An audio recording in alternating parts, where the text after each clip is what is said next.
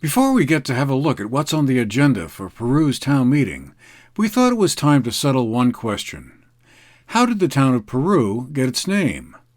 Did it have anything to do with the country of Peru in South America? As it turns out, the answer is yes. When the town was originally chartered in 1761, it was known as Bromley.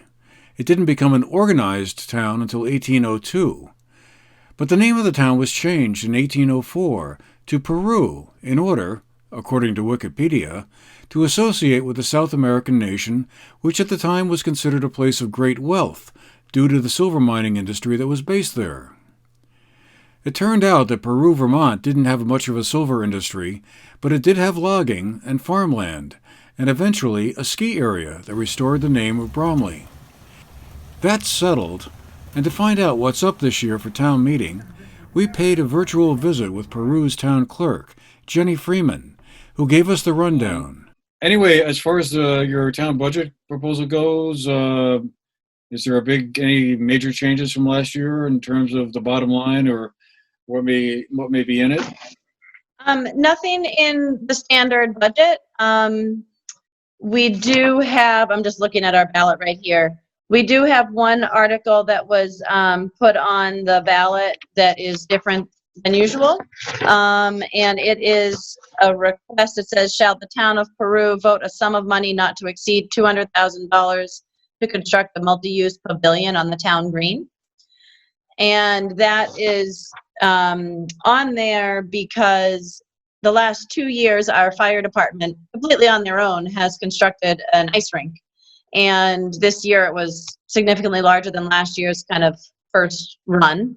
And it is used every single day. It's been an amazing asset to our community. And so that ballot question, though, that's all it is a question. There hasn't been any real design work done. It's just really to get conversation going and see if the town would get behind the idea of creating some sort of covered space, gathering space for people. So that'll be, I think, a hot discussion potentially at the informational meeting, and we'll have to see if it passes. It's definitely, ideally would be a whole, in-person conversation. But there'll be a lot of good questions, I think, and opportunity to think through it a little bit.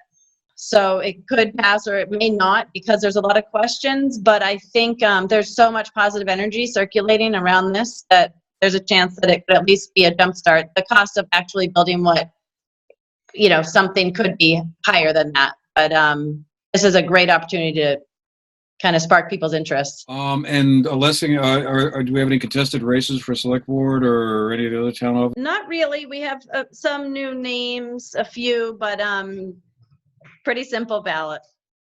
Peru will be holding an information meeting by Zoom on Monday, March 1st, starting at 7 p.m. The login information is available on the town's website. All of the town meeting ballots will have been mailed out, with the school district ballots to every registered voter in Peru. Completed ballots are to be returned to the town office, either in the town center drop box or the post office.